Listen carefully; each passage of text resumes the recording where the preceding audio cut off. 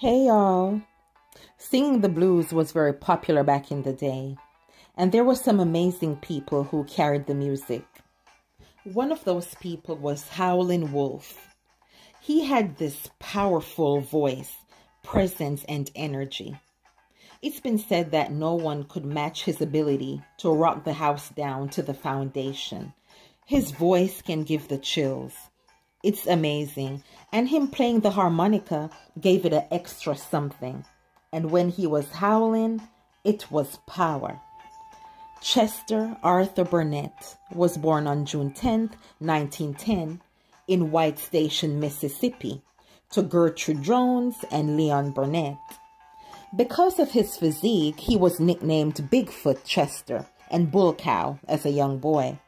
He was 6 feet 3 inches tall, and allegedly he often weighed close to 300 pounds. It was said that the name Howlin Wolf originated from his grandfather, who would reprimand him for killing his grandmother's chicks from reckless squeezing by warning him that wolves in the area would come and get him. The family would continue this by calling Chester the Wolf. His parents separated when he was a year old. His father, Mr. Burnett, who had worked seasonally as a farm laborer in the Mississippi Delta, moved there permanently, while his mother and Chester moved to Monroe County. Him and his mother, Gertrude, would sing together in the choir of the Lifeboat Baptist Church near Gibson, Mississippi, and Chester would later claim that he got his musical talent from her. Allegedly, there was a time when he lived with his great-uncle who had a large household. He worked almost all day and did not receive an education at the school. It was said that when he was 13 years old, he somehow killed one of his uncle's hogs. This upset his uncle, who then whipped him while chasing him on a mule. He ran away and was said to have walked 85 miles to his father. He joined his father and lived in a happy home with his father's large family. During this time, he went by the name of John D. to separate himself from his past, a name that a number of his family members would know him by for the rest of his life. In 1930, Howlin Wolf met Charlie Patton, the most popular bluesman in the Mississippi Delta at that time. He would listen to Patton play nightly from outside of a nearby juke joint. He remembered Patton playing Pony Blues, High Water Everywhere, A Spoonful Blues, and Banny Rooster Blues.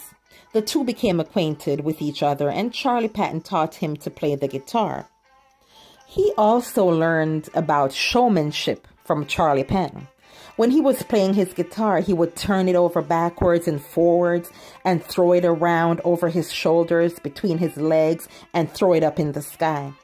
Howlin Wolf would perform the guitar tricks he learned from Charlie Patton for the rest of his life. He often played with Patton in small Delta communities. He was also influenced by other blues performers like Tommy Johnson, Blind Blake, Ma Rainey, Lonnie Johnson, Tom Perrette, and more. Sonny Boy Williamson II taught him to play the harmonica when Howlin Wolf moved to Parkin, Arkansas in 1933. During the 1930s, Wolf performed in the South as a solo performer and with a number of blues musicians, including Johnny Shines, Honey Boy Edwards, Floyd Jones, Robert Lockwood Jr., Willie Brown, Son House, and Willie Johnson. He later became popular in the clubs with his harmonica and an electric guitar. In 1941, he was inducted into the U.S. Army, and he was stationed at several bases around the country. He found it hard to adjust to the military life, and he was discharged at the end of his hitch in November 1943.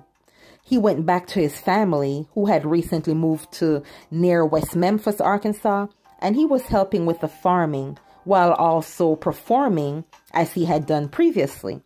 In 1948, he formed a band which included the guitarist Willie Johnson and Matt Guitar Murphy, the harmonica player Junior Parker, a pianist remembered as Destruction, and the drummer Willie Steele. The radio station KWEM in West Memphis began broadcasting his live performances, and he would sometimes sit in with Williamson on KFFA in Helena, Arkansas. He later met Ike Turner, who was a talent scout. He heard Howlin Wolf back in West Memphis. He brought him to record a number of songs for Sam Phillips at Memphis Recording Service, which was later renamed Sun Studio, and for the Bahari Brothers at Modern Records. Sam Phillips was very impressed with Howlin's singing. He said, "God, what it would be worth on film to see the fervor in that man's face when he sang. His eyes would light up. You would see the veins come out on his neck. And buddy, there was nothing on his mind but that song. He sang with his soul." I understand what he was talking about. If you haven't heard this man sing and see him perform, look him up. He's amazing. I wish they still made music like this today. Howlin Wolf became pretty popular locally. He worked with a band that included the guitarist Pat Hare and Willie Johnson. So Sun Records had not been formed yet, so Sam Phillips licensed his recordings to Chess Records. Howlin Wolf's first singles were issued by two record companies back in 1951. Moaning at Midnight, How Many More Years was released on Chess Records. Riding in the Moonlight, Morning at Midnight, Passing by Blues, and Crying at Daybreak was released on Modern subsidiary RPM Records. Leonard Chess had secured Wolf's contract and urged Wolf to relocate to Chicago in late 1952. In Chicago, he had formed a new band, Jody Williams from the Memphis Slim as his first guitarist. He convinced the guitarist Herbert Sumlin to leave Memphis and join him in Chicago, and those two were great together. Over the years, he employed numerous guitarists on recordings and live performances, which included Lee Cooper, Jimmy Rogers, Buddy Guy, Willie Johnson, Jody Williams, Freddie Robinson, and more. Howlin Wolf was known for paying his musicians well and on time. He even included unemployment insurance and Social Security contributions, which was rare for band leaders to do. I haven't heard of anybody else doing that. He was serious about his business and he was doing well. Herbert Sumlin remained a member of Howlin Wolf's band for the rest of Howlin Wolf's career. He is the guitarist who is most often associated with Howlin Wolf's sound. Wolf had numerous hit songs written by Willie Dixon. He was hired by Chess Brothers in the 1950s as a songwriter. Back in the 50s, it seemed that Howlin Wolf and Muddy Waters had some competition going on between them. I saw a funny interview that Wolf did with music producer Ralph Bass at the 1971 performance at Big Duke's Flamingo, Chicago, Illinois, where Howlin Wolf was saying that Muddy was jealous of him. It was a nice interview. It's here on YouTube. You should watch it. I thought it was funny. It was said that his most popular songs was recorded in the early 60s, even though it didn't get much radio play. It didn't get radio play. Songs like Wang Dang Doodle, Spoonful, Backdoor Man, The Red Rooster, Going Down Slow, Killing Floor, and I Ain't Superstitious. A number of them became part of the collection of British and American rock groups. Wolf's second compilation album, Howlin Wolf, was released in 1962. He toured Europe in 1964 as part of the American Folks Blues Festival. He appeared on the popular television program Shindig at the insistence of the Rolling Stones. The Rolling Stones had recorded Howlin Wolf's song, Little Red Rooster, and it reached #1 in the UK in 1964. Howlin Wolf was a successful musician and a strong businessman. He recorded albums with a number of people, including Bo Diddley and Muddy Waters, and the Super Blues Band. The 1969 Howlin Wolf album, they designed it to appeal to a hippie audience. They put the album cover in large black letters on a white background. It said, "This is Howlin Wolf's new album. He doesn't like it." He didn't like his electric guitar at first either.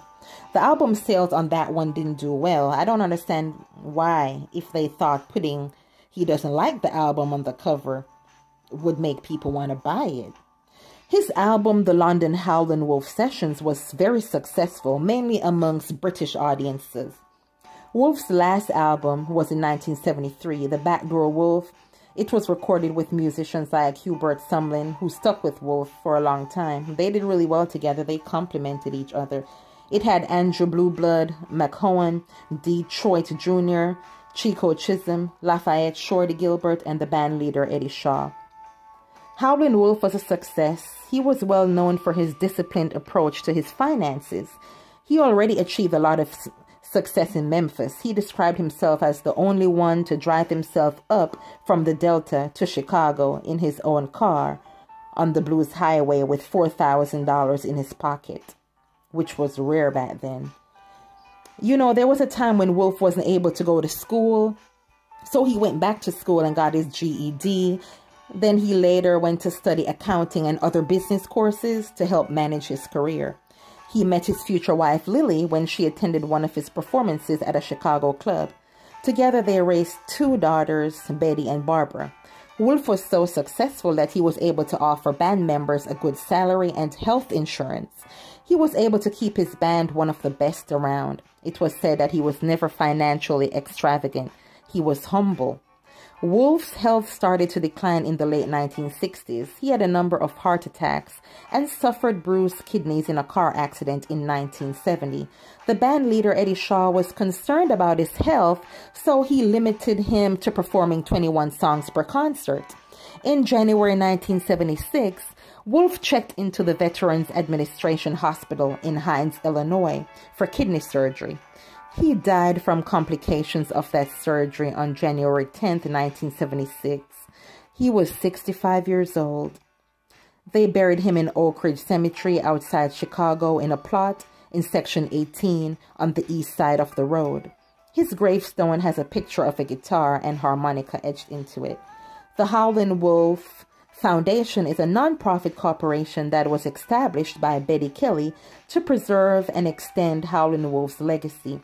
Their goals include the preservation of blues music genre, scholarships to enable students to participate in music programs, and support for blues musicians and blues programs.